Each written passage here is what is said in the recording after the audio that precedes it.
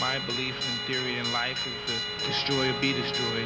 I'm looking forward to destroying. He once offended some members of the boxing press when he said after knocking out Jesse Ferguson with a similar shot that his objective was to drive the nose bone up into the brain.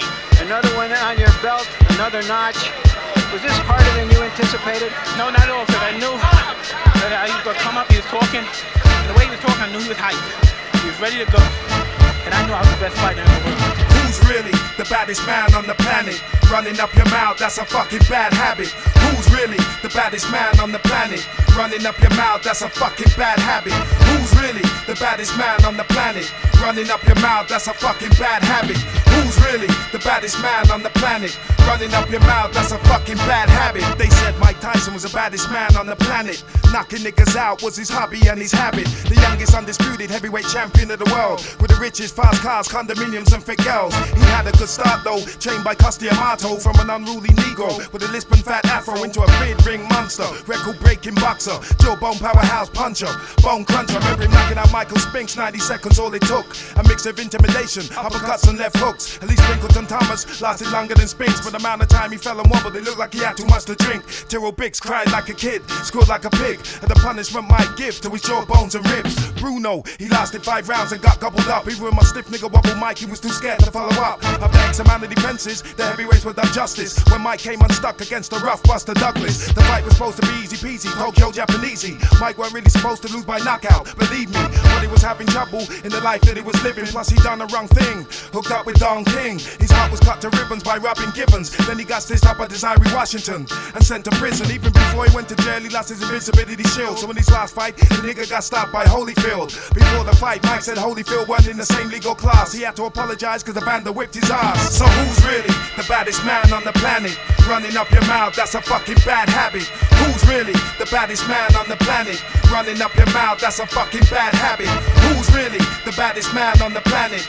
Running up your mouth, that's a fucking bad habit. Who's really the baddest man on the planet? Running up your mouth, that's a fucking bad habit. The 28th of June came soon, it was the rematch. Supposed to be the 3rd of May, but Tyson put the date back. Judgment Night 2 is here. Who's feeling fear? Is it revenge or repeat? Which one of my niggas is gonna get beat? Holyfield's a champion, Mike Tyson be the challenger. Mike be the Iron Man, Evander be the warrior. Mills Lane is the ref, Jimmy Lennon Jr. be the announcer. Don King be promoting, talking and showboating. Las Vegas be the venue, big fights be on the menu. But it's the clash of the heavyweights that drew the crowd through the gate. Ding ding, round 1, now the clash of the titans has begun. Firing shots to the dome like a madman with a gun. There's nowhere to run for Holyfield and Tyson, but they both look strung like some bison. Dangerous and enticing, the fight's kinda even as Holyfield tries to turn it up. In round 2, Tyson sustains a cut from an unintentional headbutt. Perfect by this, he attacks with 2 fists, feeling this. Most of the blows Mike tried to throw were wild, so they miss. Ding ding, end of round 2, the fighters go back to their corners. Sit down, drink some water, get the battle strategies in order. Now the 3rd round bell sound to somebody about to go down. Not quite, but my nigga Iron Mike becomes dirty and low down.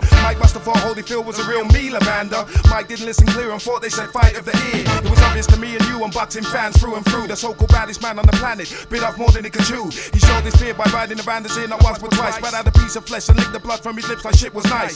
Tyson is disqualified, Evander remains a champ. Mike went out like a hoe with tactics dirty like a champ. Banned from boxing for a year, but Mike will be back soon. Maybe to fight Evander with a knife and fork or Tim with a spoon. So who's really the baddest man on the planet?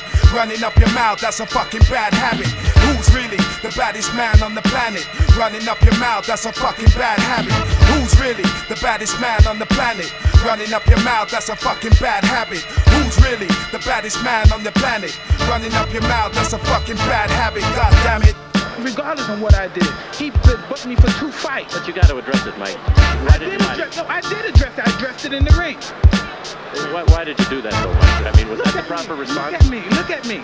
I gotta go home and my kids are gonna be scared of me. Look at me, man. If you feel that you can whoop me, why you can't whoop with the gloves on? Well, this is a boxing match. This is not a rumble. When the fight is over, then you get brave and you really want to fight. I'm saying, you had a chance to fight. Why you got to bite on my head?